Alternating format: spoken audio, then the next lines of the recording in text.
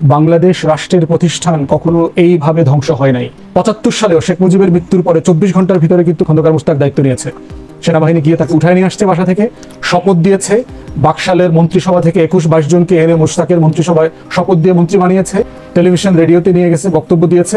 পরের দিন ইত্তেফাকের হেডলাইন ছিল খন্দকার মোশতাকের ক্ষমতা গ্রহণ, শপথ নিলেন, জাতিকে আস্থাশীল হওয়ার জন্য, সাথে থাকার জন্য আহ্বান। ব্যারিস্টার ফুয়াদ, আপনি যে পরিস্থিতিটা বর্ণনা করলেন, এটা আসলে এখন আমরা অতীতে এই চিত্রটাই দেখেছি।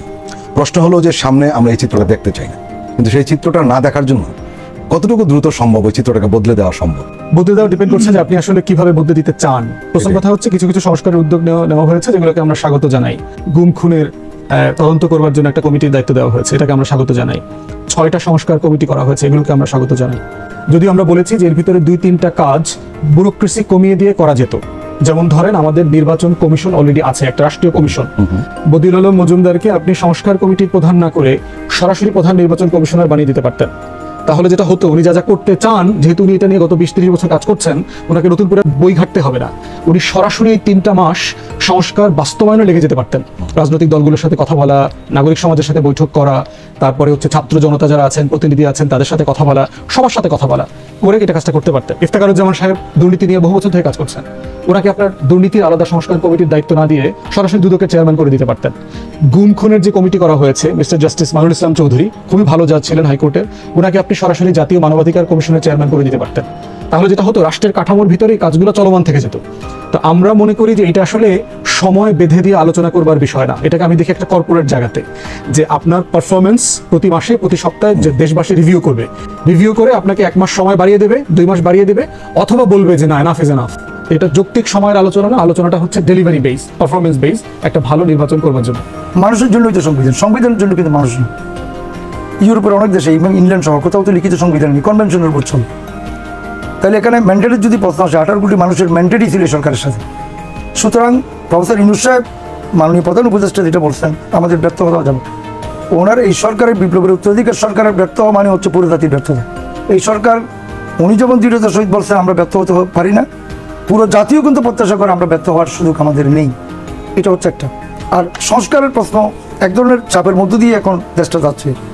আমি বলবো, এই যে পপুলার কতগুলো টার্ম সবাই বক্তৃতার সময় অথবা বলে transitional period, transitional period, actual transitional period হচ্ছে এখন 2টা পিরিয়ড আমাদের, একটা হচ্ছে ক্রাইসিস পিরিয়ড, একটা হচ্ছে ট্রানজিশনাল পিরিয়ড। বর্তমানে চলছে যেটা, এটা হচ্ছে ক্রান্তিকালীন সময়, অ্যাকচুয়াল ক্রান্তিকালীন সময়, এটা রেটরিক না। আর ক্রাইসিস পিরিয়ড যেটা ফেসিবাদের উৎখাতের মাধ্যমে আমরা ক্রাইসিস পিরিয়ডের 50%, 60% আমরা অতিক্রম করে ফেলেছি। বাকি যেটা আছে এটা এখন কিন্তু এই ক্রান্তিকালীন সময় আমাদের উত্তরণ ঘটাতে হবে।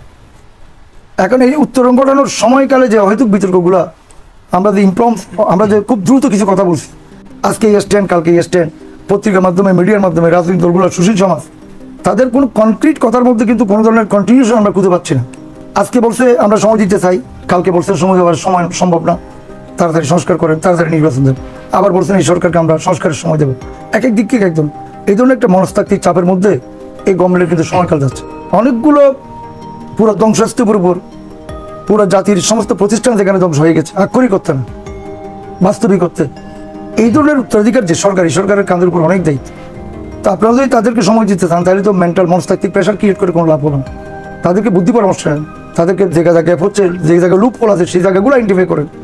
আর সংস্কারের প্রশ্ন আমি যেটা বলবো, এই দেশের বয়স তো কম হয়নি, 53 বছর চলছে, এখন 54 বছর। সমাজ সংস্কারের বিষয়টা কিন্তু একদিনের কাজ না, কিন্তু আমাদেরকে শুরু করতেই হবে। এবং পৃথিবীতে যত উন্নত জাতি আছে, যারা কোনো উন্নতির চরম শিখরে পৌঁছেছে অর্থনৈতিকভাবে এবং সামাজিকভাবে, অথবা তাদের অন্যান্য ক্রাইটেরিয়া যদি আপনি বিশ্লেষণ করেন, তাহলে শিক্ষার মৌলিক কাঠামোতে পরিবর্তন ছাড়া ক্যাম্পাসে ছাত্রদের রাজনীতি এবং রাষ্ট্রে অংশগ্রহণের মাত্রা পরিবর্তন করতে হবে। এবং ছাত্র রাজনীতি আপাতত নিষিদ্ধ করবার একটা আলোচনা সিন্ডিকেটে আলোচনা হয়েছে আর কি।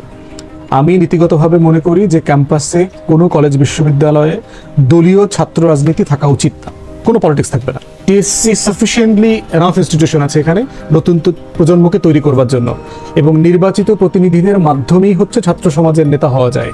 সেই জায়গাতে ছাত্রদের তখন দায়িত্ব হবে ডাকসু পলিসি ডিসকাশন করবে, যেটা আমরা পশ্চিমের বিশ্ববিদ্যালয়গুলোতে দেখেছি। সেখানে ছাত্ররা আপনার এডুকেশনের পলিসি নিয়ে আলাপ করে, টিউশন ফিস বাড়ানো কমানোর সাথে অর্থনীতির সম্পর্ক কি সেটা নিয়ে আলোচনা করে, গবেষণার বিষয়ে আলোচনা করে। ঢাকা বিশ্ববিদ্যালয়ের আপনার টোটাল বাজেট হচ্ছে 1100-1200 কোটি টাকা, এর ভিতরে গবেষণা বাজেট হচ্ছে 100-150 কোটি টাকা, 4% মতো বোধহয় এরকম। এরকম। তো সেখানে অক্সফোর্ডের গবেষণা বাজেট হচ্ছে প্রায় 10,000 কোটি টাকা। এটা ধরেন ছোট একটা ফান্ড ওদের দৃষ্টিতে। এইটার আবার থোক ফান্ড আছে অনেক। ইউরোপিয়ান ইউনিয়ন একটা ফান্ড দিয়ে বললো যে আমরা এই বিষয়ে রিসার্চ চাই, সরকার একটা ফান্ড দিয়ে বললো যে আমি 100 মিলিয়ন পাউন্ড দিচ্ছি, তুমি এটা নিয়ে একটু রিসার্চ করে আমাদেরকে জানাও। এরকম অকেশনাল ইস্যু ভিত্তিক ফান্ডিং আছে। তাহলে তারা শত শত নোবেল পুরস্কার কেন পাবে না? প্রতি বছর কেন অক্সফোর্ড কেমব্রিজ নোবেল পুরস্কার পায়? যেটাকে আপনি প্রাচ্যের অক্সফোর্ড বলছেন, এটাতে তো আপনার অক্সফোর্ড বলার মতো কোনো চরিত্র তো এটার মধ্যে নাই। কোনো চরিত্র নেই। মিছিল, মিটিং, ব্যানার, স্লোগান দিয়ে বিশ্ববিদ্যালয় হয় না। পৃথিবীতে কোনো ভালো বিশ্ববিদ্যালয় এগুলো হয় নাই। যে কারণে ঢাকা বিশ্ববিদ্যালয় এবং অন্যান্য বিশ্ববিদ্যালয়ের ছাত্রদেরকে একেবারে ফুলায় ফাপায় বেলুনের মতো উঠানো হয়, তমুক অবদান, সেই অবদান, অমুক অবদান। বাংলাদেশ রাষ্ট্রের ছাত্রদের অলমোস্ট কোনো অবদান নাই। এই রাষ্ট্রকে ডুবানোর পিছনে ছাত্রনেতারা দায়ী, যারা 60, 70, 80 দশক থেকে এখানে পলিটিক্স করেছেন, এই দেশটাকে ডুবিয়েছেন, লুটপাট থেকে শুরু করে সবকিছুর সাথে তারা জড়িত। তো সেখানে সমাধান হচ্ছে ক্যাম্পাস থেকে আপনি পলিসি বোঝে এমন তরুণদেরকে ট্রেন করে ডাকসু, রাকসু, চাকসু, টিএসসির মধ্য দিয়ে তুলে নিয়ে আসবেন, যারা পরবর্তীতে জাতীয় রাজনীতিতে এবং রাষ্ট্রে নীতি ব্যবস্থাপনাতে অংশগ্রহণ করতে পারবে। আসলে রাজনৈতিক দলের যারা খুব ক্ষমতার কাছাকাছি চলে যাওয়ার যে একটা প্রবণতা, আমার মনে হয় সেখান থেকেই, হতাশা থেকেই তাদের এই ধরনের একটা চিন্তা এসছে। আপনার কি মনে হয়? এটার পাশে মানে পূর্বের কিছু ঘটনাও যথেষ্ট ভয়ের ব্যাপার তৈরি করেছে। 1/11-এর কথা দেখেন, যে বাস্তবে যেটা হয়েছে। আমরা পরবর্তীতে প্রণব মুখার্জি যখন কোয়ালিশন ইয়ার্স লিখলেন, এই বইয়ের মাধ্যমে তো এটা খুব পরিষ্কার ছিল যে উনি দিল্লি কিভাবে এখানে ইলেকশনে ইন্টারফেয়ার করেছে। এবং 1/11-এ, এবং যদি আমরা 1996-এর বিএনপির বিরোধী দল হওয়ার ব্যাপারটা দেখি, যে সারা বাংলাদেশ একসাথে একদিকে ছিল আওয়ামী লীগ জামাত থেকে, সেখানে তারা সবচেয়ে বড় রাজনৈতিক বিরোধী দল আকারে হাজির হয়েছিল 116 সিট পেয়ে। ওনাদের নেতৃবৃন্দরা বারবার বলেছেন যে আমরা এই সরকারকে সময় দিতে চাই, যৌক্তিক সময়, সংস্কারগুলো যেগুলো নেসেসারি নির্বাচনের জন্য, এবং আমরা চাই এই সরকার যেন ব্যর্থ না হয়। এটাও তারা কিন্তু বারবার বলছে। ব্যাপারটা এরকম না যে আমরা রাজনৈতিক দলের সাথে বসবো না, অথবা কথা বলবো না, অথবা তাদের পরামর্শ নিব না, কিন্তু তারা প্রত্যেক দিনের আগুন নিভানোর যে কাজ, এই কাজ করতে গিয়ে তারা আসলে হাঁপিয়ে উঠেছেন, কুলাতে পারছেন না। যে ঘুম থেকে উঠে দেখছেন আনসার বিদ্রোহ হচ্ছে, ঘুম থেকে উঠে দেখছেন 200 কারখানার শ্রমিকরা রাস্তাঘাট সব বন্ধ করে দিয়েছে। এক্ষেত্রে আমার কাছে মনে হচ্ছে যে পূর্বতন রেজিম, যেটা হাসিনা রেজিম, সরকারকে যেভাবে নার্ভাস করবার চেষ্টা করছে, প্রত্যেক দিন তাকে বিব্রত করছে, ঘটনা ঘটাচ্ছে, এবং ছাত্রলীগের ছেলেরা দেখেন যে মব লিঞ্চিং করছে। অধিকাংশ ঘটনার সাথে ছাত্রলীগ, আওয়ামী লীগ, শ্রমিক লীগ এরা জড়িত।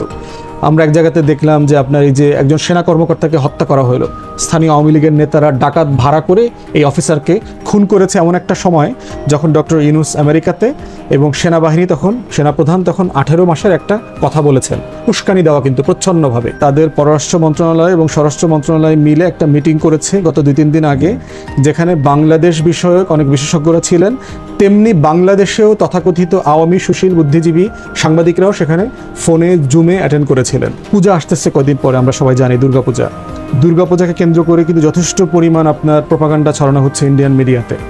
তো এই সবগুলো বাস্তবতা যদি আপনি সামনে রাখেন, রাষ্ট্রের ওই ভর কেন্দ্রে বসে আমি কি এখন একটা রাজনৈতিক দলের সাথে মিটিং করব, আমি কি রাষ্ট্রের স্বাধীনতা সার্বভৌমত্ব হ্যান্ডেল করব, তখন এই প্রায়োরিটিগুলো চেঞ্জ হয়ে যাচ্ছে বারবার প্রতিদিন। তো সেক্ষেত্রে আমি মনে করছি না যে উপদেষ্টা যারা আছেন তাদের ভিতরে আন্তরিকতায়, নিষ্ঠায় ঘাটতি আছে।